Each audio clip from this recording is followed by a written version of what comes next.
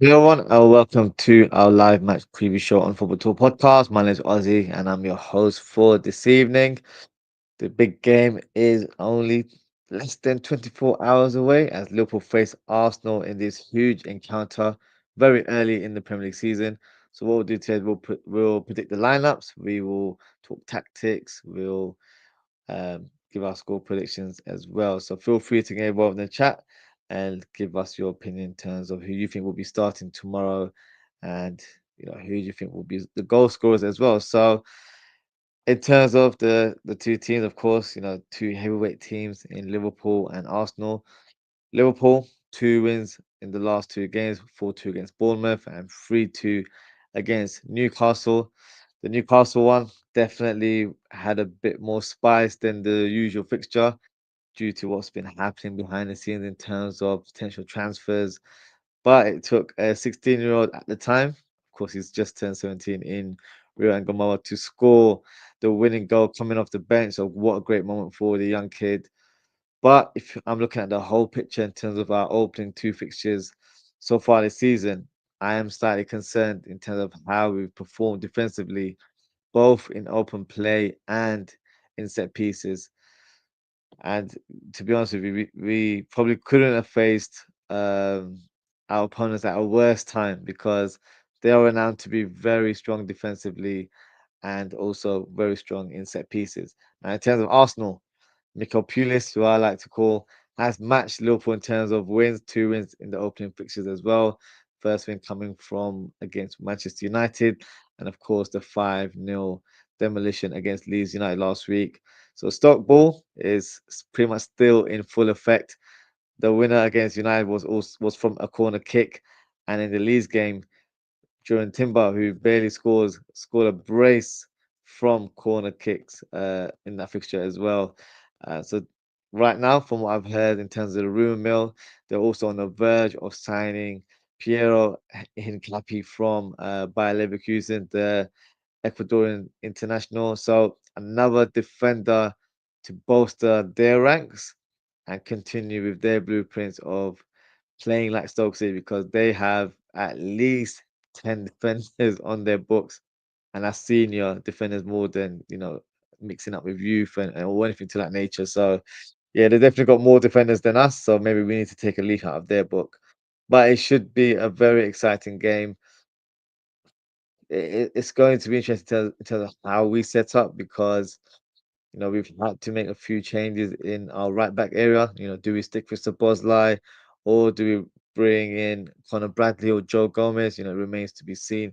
So what we'll do now is I'll present the team news in terms of what's been communicated to the world in terms of availability for both teams. So for Liverpool, Bradley has trained all week, which is great news for Liverpool. So he could be in contention to play.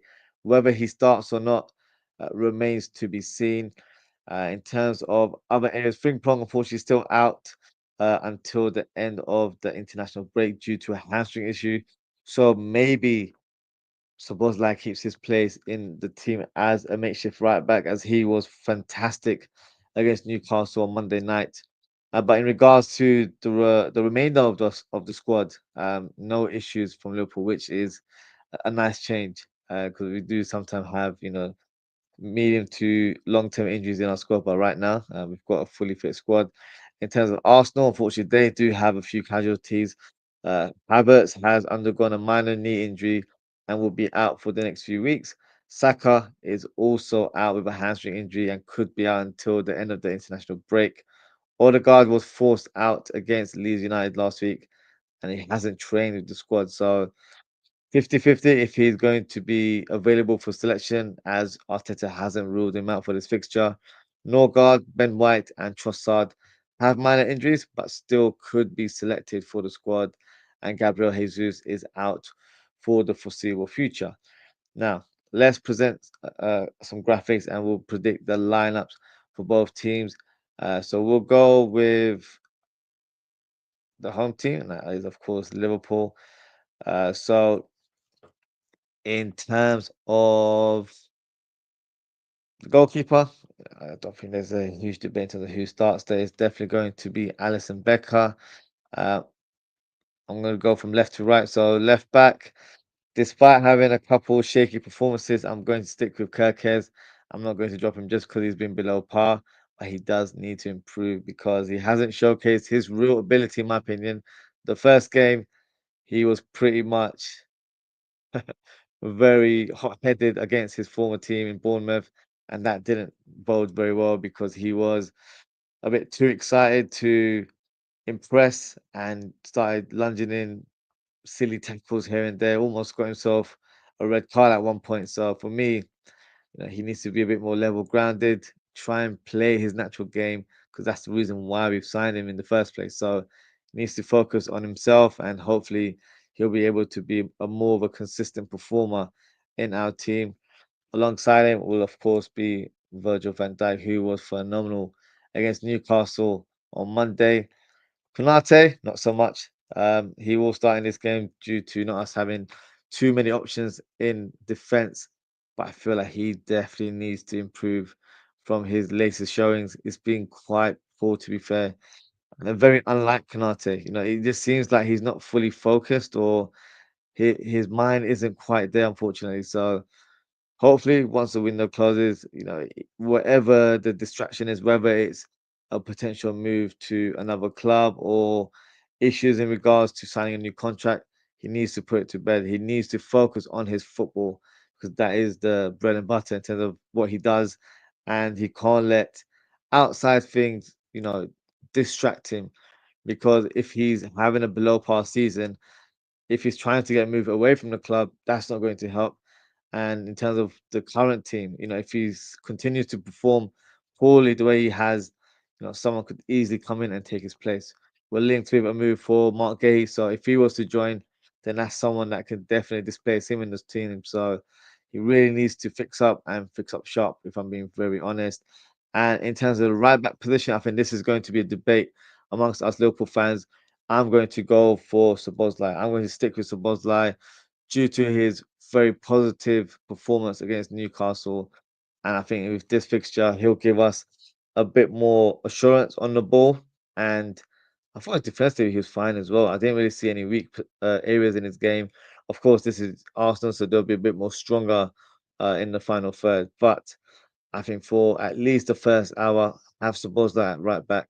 And if we need to bring on a more traditional player, we've got the likes of Conor Bradley and Joe Gomez off the bench. So for me, I would start with Szoboszlai in this fixture.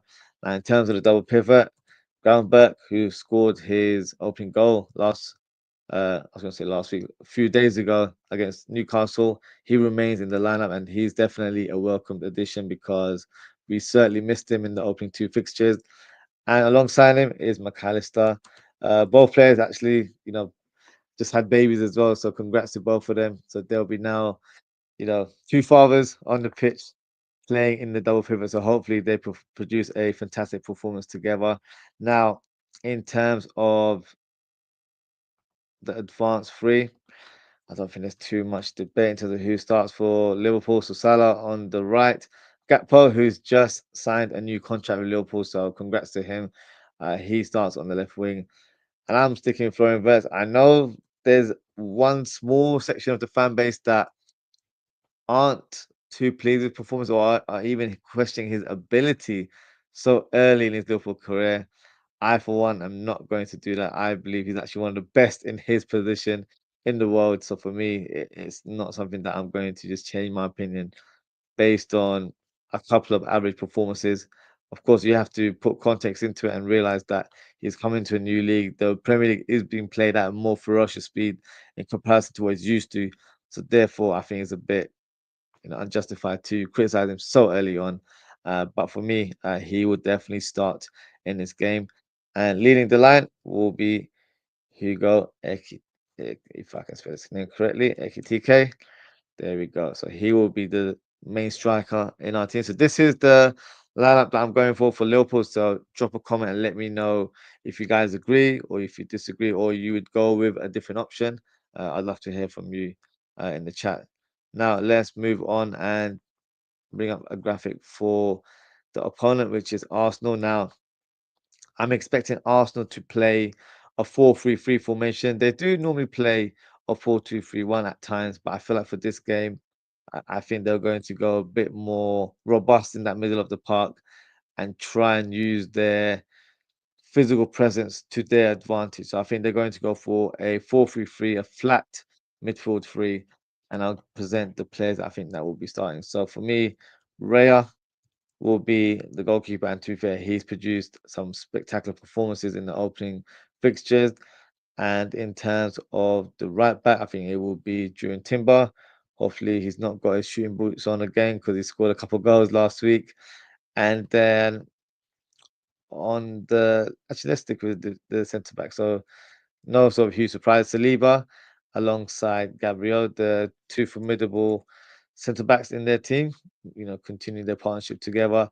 And on the left side, Lewis Skelly would have been an option, but I don't know if he's available for this fixture. So I'm going to go with Calafiori for this one. So he starts on the left hand side. Now, in terms of the midfield three, I'm going to go for Zubimendi, of course, a player that we were linked with last summer. He starts in the middle of the park, and I think he'll be Declan Rice on his right side. And I'm going to go for Marino uh, on his left side, with him being left footed. So a more balanced midfielder. So I think this will be the trio that starts against Liverpool. Up top is Gyökeres, who's definitely got the Arsenal fans excited with his recent goals. It would have been Saka, but I don't believe he'll be available. You never know with Arteta. He sometimes tries to fool everyone by suggesting that he's unavailable, and then all of a sudden Saka's starting in the next game. I think he's not available, but only time will tell. But right now, in terms of what information has been presented to us, I'm going to go for Madueke, uh, who will start on the right hand side, and on the left, I think it will be a debut for Eze. So this is my predicted lineup for Arsenal. So drop a comment, let me know what you guys think.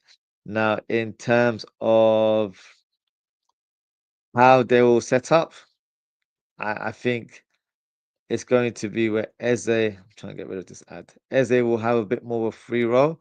And for us, suppose I will need to make sure that he's not quite man marking, but making sure he's got that area covered.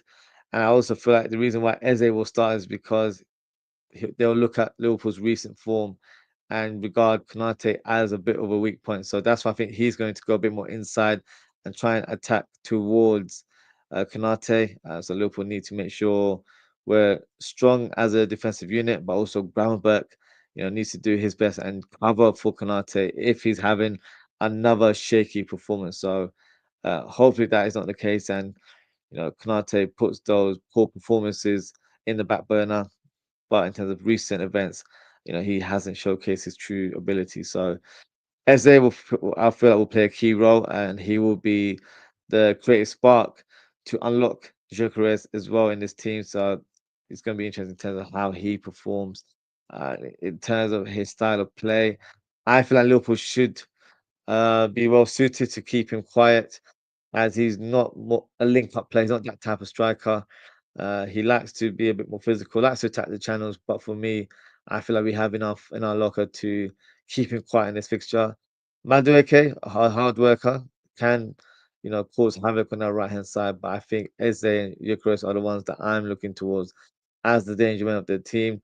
And you've got the likes of Marino and Declan Rice, Calafiori, and to be fair, during Timber as well, that could be very, very important in terms of how they attack from a set piece. So set piece is a concern for me. I'm not very confident in how we'll defend against them, but I'm hoping, there has been some work in the training ground, and hopefully Liverpool have some tactics, whether it's zonal marking or man marking, something in place to try and deny Arsenal from scoring from a set piece. So that is my predicted lineup. That's how I'm seeing in terms of a tactical approach. Just got a couple of comments here from Real McCoy. He says rubbish 11. That I think he's referring to my Liverpool 11. Let me bring that up on screen. And he's saying Gomez for brain dead Kirkes. I wouldn't go for Gomez on that left hand side. He's just returned from injury. I wouldn't even play him at right back. So for me, it's too soon to put Joe Gomez in the mix. I think after the international break, once he's trained up a little bit and he's found his rhythm and is a bit more match fit, that's when I feel like he'll be a bit more of a worthy option. I think Kirkes will be able to handle Madueke quite clearly, in my opinion. I don't think it will be a difficult battle for him.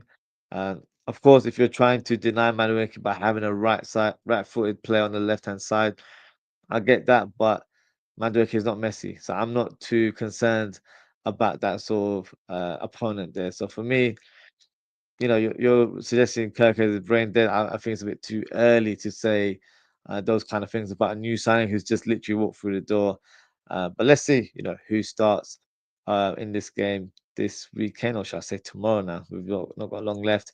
Now, in terms of my score predictions, I'll be honest, I am concerned in terms of how Liverpool have played defensively. So I'm actually going to go for a draw.